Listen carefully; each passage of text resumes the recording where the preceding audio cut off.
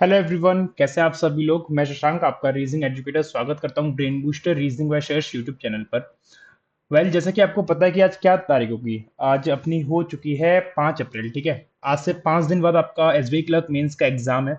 और दो तीन लोगों की रिक्वेस्ट आई थी, दो तीन बच्चों की रिक्वेस्ट आई थी कि सर एसबीआई क्लर्क मेंस के लिए स्कोरिंग टॉपिक्स की एक वीडियो बना दो, किस किस मतलब कौन से स्कोरिंग टॉपिक्स है।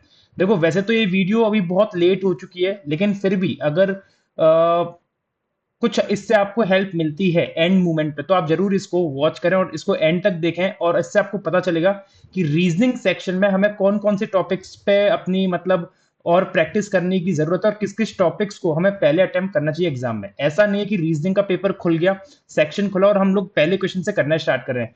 पहले आप 1 से 2 मिनट में उस रीजनिंग के सेक्शन को पूरा गो थ्रू कर लेना, पूरा गो थ्रू कर लेना। गो थ्रू करके आप क्वेश्चंस को मार्क फॉर रिव्यू कर लेना, मार्क फॉर रिव्यू कर लेना कि किस किस क्वेश्चन को करना है। अब कौन कौन से ऐसे टॉपिक्स है, कौन कौन से क्वेश्चंस हैं जो हमें डुएबल लगते हैं और जिससे हमारा आराम से 10 से 15 नंबर तो इजीली बन सकता है, 10 से 15 नंबर तो इजीली बन सकता है। रही सही कसर पजल और बाकी के टॉपिक्स कराएंगे। तो पहले मैं आपको ये बताता हूँ स्कोरिंग टॉपिक्स कौन कौन से हैं।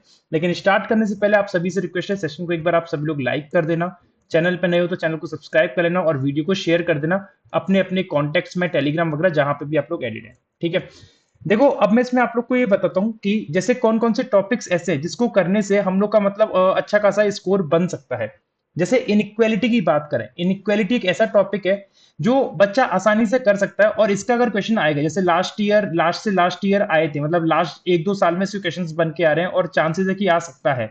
और जो मोस्ट प्रोबेबली आएगा वो कोडेड इनइक्वालिटी आएगा, जो मोस्ट प्रोबेबली आएगा कोडेड इनइक्वालिटी आएगा, क्योंकि ये टाइम कंज्यूम कराता है और कहीं ना कहीं पे बच्चे इसको आसानी से कर भी लेते हैं। ठीक है, तो मेंस लेवल में कोडेड इक्वलिटी आ सकता है।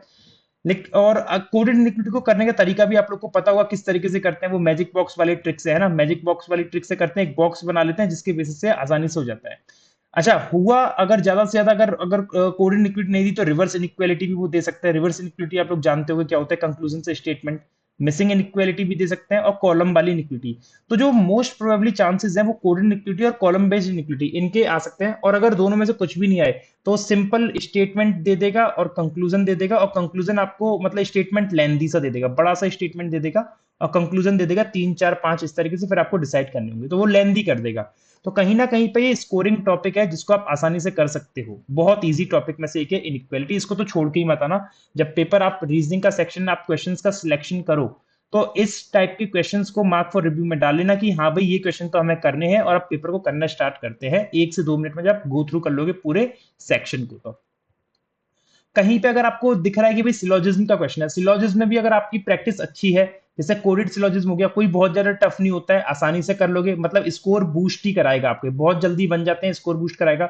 रिवर्स सिलोजिज्म मिल रहे हैं जहां पे ट्रिक लगेगी, ट्रिक लगा देना, नहीं तो डायरेक्ट डायरेक्ट स्टेटमेंट के फटाफट फटाफट बना के कर लेना। ये दो के मोस्ट प्रोबेबल चांसेस है कि आ सकते हैं, कोडेड सिलोजिज्म या रिवर्स सिलोजिज्म। फिलअप सिलोजिज्म शायद ना आए, बट स्टिल मैंने लिख दिया है यहाँ पे, अगर आता है तो इसको भी अटेम्प्ट कर लेना, क्योंकि ये क्या है कि स्कोरिंग टॉपिक्स हैं। और कॉलम बेस्ड सिलोजिज्म भी आ सकता है। कॉलम बेस्ड सिलोजिज्म जैसे मैंने अपने जितने भी अभी मेंस के सेशन लिए उन सब में मैंने बताया कॉलम सिलोजिज्म कैसे सॉल्व करते हैं, कॉलम इनइक्वालिटी कैसे करते हैं, मैंने हर एक सेशन में कहीं ना कहीं पे इंक्लूड किए हैं ऐसे क्वेश्चंस भी। ठीक है, फिर मैं उसके बाद बात करूंगा ब्लड रिलेशन की। ब्लड रिलेशन में जैसे देखो कुछ ना कोडेड वाले चैप्टर्स हो गए। अब कोडेड वाले चैप्टर्स कौन कौन से हैं, जैसे ब्लड रिलेशन हो गया, ब्लड रिलेशन में कोडेड ब्लड रिलेशन आने के चांसेस रहते हैं, आने के चांसेस रहते हैं, मिसलेनियस में दे सकता है। देखो ऐसा नहीं है कि इनइक्वालिटी भी दे देगा, सिलोजिज्म भी दे देगा, ब्लड रिलेशन भी दे देगा, डायरेक्शन भी दे देगा, सब कुछ नहीं देगा, है ना। कुछ ना कुछ देगा, इन दोनों में से कुछ दे सकता है या ये दोनों दे सकता है। दोनों देगा तो हो सकता है इनमें से कुछ एक दे दे या कुछ भी ना दे। तो वो डिपेंड करता है एग्जामिनर पे कि एग्जामिनर क्या क्या दे रहा है। मैं तो बस आपको इस वीडियो के माध्यम से ये बताना चाह रहा हूँ कि कौन से ऐसे टॉपिक्स है जिससे आपका स्कोर बूस्ट हो सकता है, और कौन से टॉपिक्स आपके लिए इंपॉर्टेंट है, और कौन से ऐसे क्वेश्चंस हैं जो आपको एग्जाम में पहले अटेम्प्ट करने चाहिए जिससे आपका स्कोर कहीं ना कहीं बूस्ट होगा, है ना। अब मैं इसको ना एक एग्जांपल से समझाता हूँ। सपोज दैट एक एग्जांपल मैंने ये लिया कि अगर आपने पहली कोई पजल आई, जैसे आपका रीजनिंग का सेक्शन खुला और कोई कह रहा है कि भाई मैं तो पूरा पेपर गो थ्रू करना ही नहीं चाह रहा हूँ, मैंने पहला जो मेरे सामने क्वेश्चन आया पजल का आया या फिर सिटिंग अरेंजमेंट का आया, जो भी आया, और मैं उसी को करने में लग गया। अब उस पजल को करते करते करते करते क्या हो गया कि भाई मुझे 10 मिनट लग गए, 12 मिनट लग गए, और अभी तक वो पजल बनी नहीं है। अब हमारे मन में है कि चलो 2-3 मिनट और देके देख ले शायद बन जाए। अब 15 मिनट हो गए फिर भी नहीं बनी पजल, है ना। ये एक मतलब एक केस ऐसा बता रहा हूँ कि अगर वर्स्ट सिचुएशन में अगर ऐसा केस हो गया कि 15 मिनट हो गए और पजल बन के आई नहीं है। अब क्या होगा कि आपका दिमाग खराब हो जाएगा, यहां से आप डिमोरलाइज होना स्टार्ट हो जाओगे, एक प्रेशर आपके ऊपर क्रिएट हो जाएगा कि यार 15 मिनट चले गए, कुछ क्वेश्चन भी नहीं बने मेरे पास, है ना। और यहीं पे अगर मैं आप लोगों से कहूं कि यार पहले ये मिसलिनियस कर लेना, क्योंकि ये तो आसानी से बन ही जाएंगे ना यार, इनमें तो कोई दिक्कत नहीं आती। अगर 15 से 20 मिनट में आपने इनके 9-10 क्वेश्चन भी निपटा लिए तो 10 नंबर, 9-10 नंबर तो यहाँ पे आपके पक्के हो गए। समझ में आ रही है बात। तो थोड़ा स्ट्रेटेजी मैटर करती है, क्वेश्चंस को पकड़ने की कोशिश करना, और सिलेक्शन ऑफ क्वेश्चन बहुत मैटर करेगा, याद रखना, है ना। बाकी सबकी अपनी अपनी स्ट्रेटेजी होती है, मैं अपनी स्ट्रेटेजी बता रहा हूँ, जिस तरीके से मैं अप्रोच करता था क्वेश्चंस को, जिस तरीके से मैं सेक्शन को डील करता था रीजनिंग के। ठीक है। फिर डायरेक्शन की बात करें, डायरेक्शन आपका क्या है, कोडेड डायरेक्शन बहुत ज्यादा आता है, इस बार के आईबीपीएस पीओ मेंस में भी आया था, और लास्ट ईयर अगर मैं डायरेक्शन की बात करूं तो last year SBI clerk mains में इसके बेसिस पे आया था, टू बस और कार के बेसिस, मतलब दो बस दे रखी थी या दो कार दे रखी थी जो अलग अलग पॉइंट से चल के आ रही थी, ऐसा कुछ आया था टू बस और कार के बेसिस पे। लेकिन चांसेस है कि कोडेड डायरेक्शन के आने के, क्योंकि इस बार आईबीपीएस पीओ मेंस में आया था, तो हो सकता है शायद एसबी क्लर्क में भी आ जाए, मतलब कंफर्म नहीं है। बट इन तीनों में से ही चांसेस हैं। एक्सिस वाला भी आ सकता है, एक्सिस वाला मतलब ऐसे कि एक एक्सिस दे रखी है, पीक्यू एक्सिस दे रखी है, एक एक्स वाई एक्सिस दे रखी है, तो अगर आप लोग ने पढ़ा होगा ये, तो आप इसको करके जरूर आएंगे। तो ये क्या है, स्कोरिंग टॉपिक्स हैं, इनको तो करने ही करने हैं। अच्छा, कोडेड डायरेक्शन में दो टाइप की कोडेड डायरेक्शन आती है। एक तो ऐसा आता है जैसे a@b, यहां लिख दिया ब्रैकेट में 12, और फिर बोल रहा है कि a15 नॉर्थ में है। अब यहां से क्या ना, 12 से 15 का लॉजिक समझ में नहीं आता। कभी कभी तो क्या था कि भाई हमने सोच लिया 12 से 3 ऐड हो रहा है, और कभी कभी कुछ गुणा भाग करके या जोड़ घटा करके, मल्टीप्लाई डिवाइड करके कुछ ना कुछ आता है। तो यहाँ ना कंफ्यूजन रहता है कि पता नहीं क्या चल रहा है क्या नहीं चल रहा है। तो अब इसका क्या सॉल्यूशन है, ये तो अभी हम इसमें डिस्कस नहीं करेंगे, वो हम आगे वाली वीडियो में डिस्कस करेंगे। लेकिन ये जो एक्सिस वाले रहते हैं ये तो आसानी से हो जाते हैं, और टू बस और कार वाले जो रहते हैं ये भी आसानी से हो जाते हैं, कोई दिक्कत नहीं आती है। ठीक है। बस इसमें कोडिड डायरेक्शन में थोड़ा सा ध्यान रखना है इस चीज का, ये जो मतलब अपना रहता है ना डिस्टेंस विस्टेंस का, इसका थोड़ा सा ध्यान रखना। फिर डेटा सफिशिएंसी की बात करें, डेटा सफिशिएंसी भी आपका डुएबल है, करना ही करना है। ऐसा नहीं कि इसको बात के लिए छोड़ दे, पहले पजल निपटा लें फिर बाद में ये करेंगे, नहीं ऐसा नहीं करना है। अगर डेटा सफिशिएंसी का क्वेश्चन मिल रहा है, और जहां तक है मोस्ट प्रोबेबली मिलेगा डेटा सफिशिएंसी का, देखना दो स्टेटमेंट का मिल रहा है तो कोई दिक्कत नहीं है, इजिली आप निपटा लोगे। तीन स्टेटमेंट का मिल रहा है तो बहुत केयरफुली उसको सॉल्व करना, ऑप्शन से अपना क्रॉस चेक करते रहना, ऑप्शन से वेरीफाई करते रहना कि आपने सही करा है कि नहीं करा है।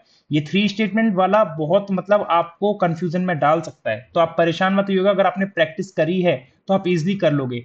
और फिर भी अगर आपको एंड मूवमेंट पे डेटा सफिशिएंसी क्वेश्चंस की प्रैक्टिस करनी है, तो मैंने दो मैराथन्स लिए, दो सेशन लिए डेटा सफिशिएंसी के। तो इसकी क्या है कि मेंस वाली आप जो प्लेलिस्ट है आप उसमें जाके देख सकते हैं, डेटा सफिशिएंसी के दो मैंने सेशन लिए, जिसमें तीन स्टेटमेंट वाले भी हैं, दो स्टेटमेंट वाले भी हैं, और नए टाइप के डेटा सफिशिएंसी क्वेश्चंस भी मैंने कराए हैं उसमें। ठीक है। फिर इनपुट आउटपुट की बात करें, अगर इनपुट आउटपुट भी मिल रहा है तो वो भी आपने, अब देखो इनपुट आउटपुट क्या ना, नॉट सो स्कोरिंग टॉपिक में मैं इसको रखता हूँ, नॉट सो स्कोरिंग में रखता हूँ। नॉट सो स्कोरिंग में क्यों रखता हूं मैं इसको, स्कोरिंग ये भी है लेकिन नॉट सो स्कोरिंग है। जो स्टार्टिंग के मैंने टॉपिक्स रखे हैं जैसे inequality, syllogism, blood relation, direction, data sufficiency, ये क्या है, दिमाग कम खपाते हैं लेकिन जल्दी बन जाते हैं, आसानी से हो जाएंगे। अब इनपुट आउटपुट में क्या है कि इनपुट आउटपुट में पहले ना लॉजिक डिकोड करना पड़ता है, मतलब उसका पैटर्न समझ में आना चाहिए कि पैटर्न क्या चल रहा है।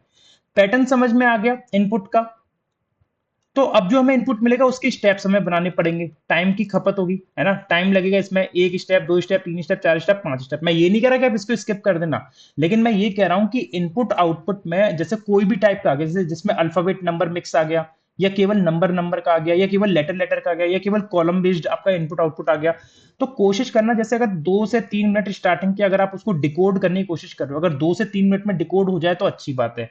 अगर नहीं हो रहा है 2 से 3 मिनट में कुछ भी डिकोड नहीं हुआ, जैसे एक स्टेप भी डिकोड नहीं हुआ है, तो भाई 2 से 3 मिनट के बाद उसमें जबरदस्ती लगे मत रहना। मैं तो ये कहूंगा इसको स्किप कर देना और आगे बढ़ना, और क्वेश्चंस देखना जो आप कर सकते हो।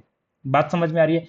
अगर ऐसा हो जाए कि 2 से 3 मिनट में आपने दो तीन चार चार स्टेप डिकोड कर लिया, पांचवा स्टेप में थोड़ा टाइम लग रहा है, तो ठीक है, एक आध मिनट और इसमें दे देना, डिकोड हो जाए तो भैया अपने मजे आ जाएंगे, 5-6 नंबर अपने बन जाएंगे इधर। लेकिन फिर भी इनपुट आउटपुट में मैं ये कहूंगा कि पहले 2 से 3 मिनट ही इन्वेस्ट करना। अगर पैटर्न डिकोड हो जाता है तो, पैटर्न डिकोड हो जाता है तो फटाफट फटाफट उसके स्टेप बना लेना और जल्दी से इसके नंबर ग्रैब कर लेना। ठीक है। अच्छा, फिर बात आती है कोडिंग डिकोडिंग। अब कोडिंग डिकोडिंग में जैसे आर एंड मिनट हैंड हो गया, अगर ये आ रही है तो आसानी से हो जाएगी, इसमें कोई माथापच्ची करने की जरूरत नहीं है। स्टेप बेस्ड और कंडीशन आ गई, ये भी आसानी से हो जाएगी, कोई माथापच्ची करने की जरूरत नहीं है। लेकिन एक कोडिंग डिकोडिंग ऐसी होती है जिसमें अल्फाबेट नंबर सिंबल मिक्स रहते हैं, और ये चांसेस है आने के, क्योंकि ये इतना नहीं आता है, आर हैंड और स्टेप बेस्ड वाला इतना नहीं आता है, लेकिन अगर ये भी आया तो आ जाएगा, कोई बात नहीं है। लेकिन मोस्ट प्रोबेबली जो रिपीट होता है ये वाला होता है, जो एडवांस लेवल कोडिंग का होता है। अब इसमें भी क्या है, इसमें भी आपको पहले लॉजिक डिकोड करना पड़ेगा। लॉजिक डिकोड अगर हो गया तो ठीक है, और लॉजिक डिकोड नहीं हुआ तो फिर ये भी बर्बाद है। तो वही बात है कि इनपुट आउटपुट की तरह 2 से 3 मिनट इसमें लगाना, अगर आता है ऐसा वाला तो लॉजिक डिकोड हो जाए अच्छी बात है, नहीं डिकोड हो तो छोड़ देना for a time, for a moment. आप दूसरे क्वेश्चन पे स्विच हो जाना, दूसरे टाइप के क्वेश्चन पे स्विच हो जाना, उसको कर लेना, है ना, ताकि आपका टाइम मतलब ज्यादा बर्बाद ना हो, ताकि आप उसमें स्टक ना रहो। अल्टीमेट गोल हमारा जो है वो स्कोर करना है भैया, 25 से 30 स्कोर हो जाए एटलीस्ट, ये एटलीस्ट मैं बात कर रहा हूँ, 25 से 30 स्कोर हो जाए एटलीस्ट। उससे अगर ज्यादा भी हो जाए तो बहुत अच्छी बात है, लेकिन इतना तो मिनिमम टारगेट होना ही चाहिए कि भाई 25 से 30 तो अपना स्कोर हो जाए कैसे भी करके। और आप अगर इस स्ट्रेटेजी से चलोगे तो मैं गारंटी दे रहा हूँ बिल्कुल होगा। ये स्कोरिंग टॉपिक्स हैं जो मैं आपको बता रहा हूँ। ये कोडिंग डिकोडिंग भी मैं नॉट सो स्कोरिंग में ही रखता हूँ, जैसे इनपुट आउटपुट और coding decoding not so scoring में रखता हूँ, क्योंकि इनमें लॉजिक वाला गेम चलता है। लॉजिक डिकोड हो गया तो अच्छी बात है, और लॉजिक डिकोड नहीं हुआ तो वही बच्चा फंस जाएगा वहां पे। अच्छा, अल्फा न्यूमेरिक सीरीज में ये क्या हो गया कि रो रिजल्टेंट और स्टेप बेस्ड, ये तो बहुत आसान रहते हैं, अगर ये आ रहे हैं थोड़ा टाइम कंज्यूम करेंगे, लेकिन अगर आपकी प्रैक्टिस होगी और आप जल्दी करना जानते होंगे तो आप इसे निपटा लोगे। तो इसको तो स्किप बिल्कुल मत करना, अगर ये आता है अल्फा न्यूमेरिक के इन दो में से कोई सा भी, या तो स्टेप बेस्ड सीरीज या रो रिजल्टेंट, मत स्किप करना, स्कोरिंग टॉपिक है। अब डिपेंड करता है कि आपने कभी ऐसे क्वेश्चंस की प्रैक्टिस करी भी है या नहीं करी है ना, क्योंकि मैं तो अपने जो मेंस वाले डेली सेशन लेता हूं, अपलोड करता हूं, उनमें मैंने हर एक टाइप की प्रैक्टिस कराई है। स्टेप बेस्ड भी कराई है, रो रिजल्टेंट भी कराया है, कोडिंग डिकोडिंग भी कराया है, आर हैंड कराया है, स्टेप बेस्ड कंडीशन कराया है, ये भी कराया है। हर एक चीज की प्रैक्टिस कराई है, जितने भी मैंने यहाँ पे टॉपिक्स लिखे हैं, 2 statement 3 statement, data sufficiency, input output के सारे टाइप कराए हैं मैंने, डायरेक्शन के क्वेश्चन करा रहा हूँ, हर एक चीज करा रहा हूँ मैं तो। ठीक है, ये तो हो गई अपने, ये सारे टॉपिक्स जो मैंने लिखे हैं ये क्या है, मोस्ट स्कोरिंग टॉपिक्स हैं, जिनमें से आप आसानी से 10 से 15 नंबर ग्रैप कर सकते हो। 10 से 15 नंबर आप ग्रैप कर सकते हो, कहीं नहीं गए, ये मैं आपकी गारंटी दे रहा हूँ, लिख के दे दे रहा हूँ। और आप अगर मॉक्स दे रहे हो तो आपने मॉक में भी देखा होगा 10 से 15 नंबर का वेटेज इन सभी टॉपिक से मिला के आपका आ रहा होगा। ठीक है, हो सकता है इससे ज्यादा कभी आ जाए, लेकिन 10 से 15 का तो डेफिनेटली आ रहा होगा। अब बचा क्या, अब बचा एक तो पजल, फिर बचा सिटिंग अरेंजमेंट, फिर बचा क्रिटिकल रीजनिंग, ये तीन चीज बची। पजल में आप उसी पजल को उठाना, पजल और सिटिंग में आप उसी पजल और सिटिंग को उठाना जिसमें आपकी प्रैक्टिस बहुत अच्छी हो।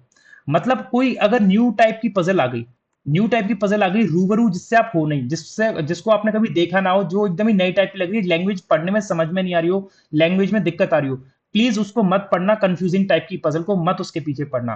किस टाइप की पजल और सिटिंग को उठाना, जैसे आपको बहुत प्रैक्टिस हो, जैसे आपको बहुत रूबरू हो, जिससे आपने मॉक्स में आपने अटेम्प्ट की, जैसे फ्लोर वाली पजल्स आ गई, डे वाली आ गई, जो नॉर्मल टाइप की पजल है, अगर इनमें साथ में वेरिएबल दे दिया, इसमें वेरिएबल दे दिया, सिटिंग अरेंजमेंट सर्कुलर आ गया, वेरिएबल दे दिया, कुछ ऐसा दे दिया, मैं तो बस इतना टारगेट लेके चलूंगा भैया, दो पजल अपनी एटलीस्ट बन जाए, दो पजल सिटिंग बन जाए, 5 5 नंबर की, 10 नंबर का ये हो जाए, यहाँ से 10 15 नंबर यहाँ खींच के जाए, 15 10 25, इस तरह अपने 25 30 नंबर बन जाए, इतना याद रखना, बस ज्यादा नहीं चाहिए, है ना। इतने बन जाए, और उससे ज्यादा बन जाए तो बहुत अच्छी बात है, मैं ये नहीं कह रहा कि अपना टारगेट ही इतना होना चाहिए, लेकिन मिनिमम टारगेट तो अपना यार 25 से 30 का होना चाहिए, 25 से 30 का मिनिमम टारगेट होना चाहिए। तो हो सकता है कि 3 पजल भी बन जाए, है ना, वो डिपेंड करता है आपकी स्पीड पे, और डिपेंड करता है क्वेश्चंस कैसे कैसे आए हैं, है ना। हो सकता है कि मिसलेनियस ये जितने भी दे रखे हैं उन सबसे मिला के आपका मिसलेनियस का वेटेज ही 15 नंबर का एग्जैक्ट बैठ जाए, हो सकता है एग्जैक्ट 15 नंबर का बैठ जाए।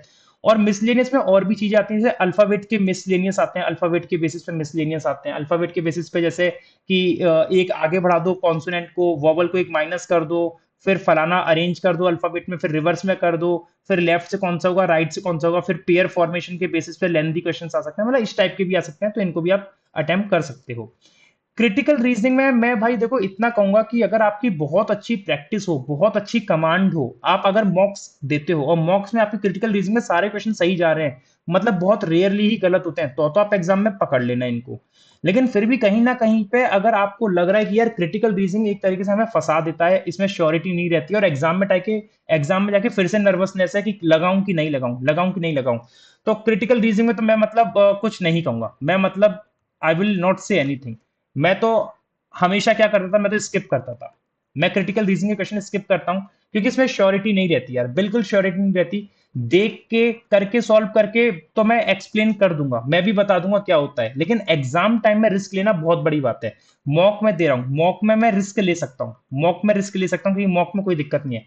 एग्जाम में रिस्क नहीं ले सकता, एग्जाम में रिस्क मैं नहीं ले सकता, क्योंकि नेगेटिव में मुझे नहीं जाने, मुझे अपनी एक्यूरेसी मेंटेन करके रखनी है, फुल में से फुल चाहिए एक्यूरेसी।